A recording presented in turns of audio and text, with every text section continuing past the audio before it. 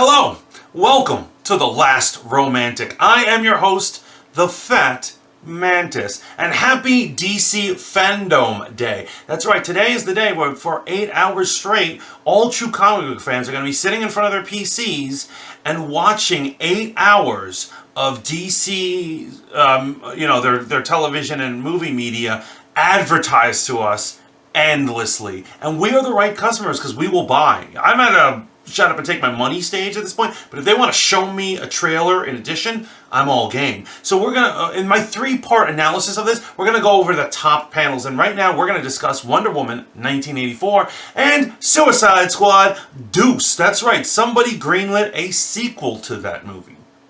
Okay, well, let's go over this. So, Wonder Woman, as it starts out, it is a beautiful Zoom panel. Now, a lot of Zoom panels, as we saw in Comic-Con, are utter failures. They're just garbage. But this was well organized and pretty looking and all these things. They had Patty Jenkins, the director. They had Wonder Woman, the most classy woman in Hollywood, Gal Gadot.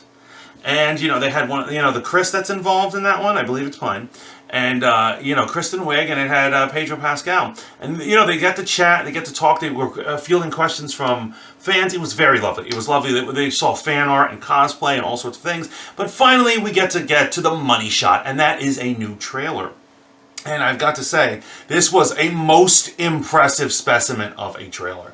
So what it does is it locks down a romance that I absolutely want to check out. It locks down both Cheetah and Maxwell Lord being truly menacing, scary villains. You see like a little bit of their plots, and it actually cements that I'm like, this is going to be a good fight. I want to see what Wonder Woman does in this situation. They have a cute little girl scene. They have a bunch of, they pepper on. They sprinkle on a little comedy here and there, and a few glimpses of action sequences, particularly a fight in the White House that I cannot wait to partake in. They have absolutely sold me. I cannot see any more trailers. I just need to see this happen already. So I'm going to give this an A+, man. This is looking real good. They have successfully sold Wonder Woman 1984. I will be there if I have to catch coronavirus to do it. Moving on, Suicide Squad 2.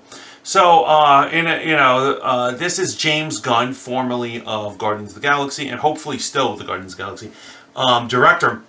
And he had his massive panel of actors and shenanigans and ultimately personalities. He has this tendency, instead of working with actors, he acts with personalities, like Nathan Fillion or Rooker or whatever, and all these actors that he knows and wells, and they're it's very friendly, loving environment all over there. But they have an all-star cast of C-level villains that we've seen in comic books, and so I will have to say that we got to see it, their code names and their costumes, and I have to say he has paid close attention to detail. He has paid close attention, at least visually, to canon, and he put what is clearly love and support and care into the adapting these characters, particularly with Harley Quinn. Now, it was David Ayer who decided to completely alter Harley Quinn's costume, and instead of making it more like the Rocksteady game version of it, he went past that.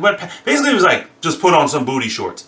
I am convinced, he's a fine director, I'm convinced that David Ayer frequents ladies of the night, because that's how he seems to like his women dressing. And don't get me wrong, I'm a red-blooded American guy. I like my women with some sex appeal, but I feel, honestly, with Harley Quinn, he went way too far in totally taking any superhero or fanfare or theatrics out of her costume, just basically making her a hooker, right?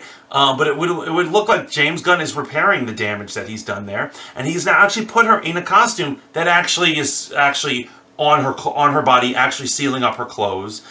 She's not a nun. I mean, she certainly looks like Harley Quinn, but she's black into the sharp black and red colors, and she actually looks like she is a truly deadly member of the Suicide Squad. I have to give it to James Gunn. I think this is absolute improvement from what we've seen, because basically, if you see the original Harley Quinn and then you see what she eventually becomes, it is mind-boggling that anyone thought this is an adaptation. I'm telling you, David Ayer went to a hooker one night, saw one wearing that, and he said, that's what I want my Harley Quinn to dress as. But anyway, other than his sexual preferences, let's get on to this actual trailer. So there wasn't a trailer, it was just a behind-the-scenes look. They've done filming, they beat Corona, and they're able to actually produce this. And it's a star-studded cast. We get to see them all in costumes, and I was loving every minute of it. It is actually This panel has actually restored my faith in the franchise, and I think despite the poor first part of it, I am absolutely willing to check out this first one, also on opening day. So I think, in terms of these panels, that is 2 successful hits. God bless America. So please keep tuning in for more analysis. I'm going to do 2 panels each video. I hope you guys are having a great fandom. If you can't be there, don't worry. I'm going to tell you all about it. I might even do a video about all the stupidest panels. That might be fun to tease them at. But anyway, remember to like, share, and subscribe, and keep tuning in to Voice of the Fat Mantis. Ciao for now, bitches.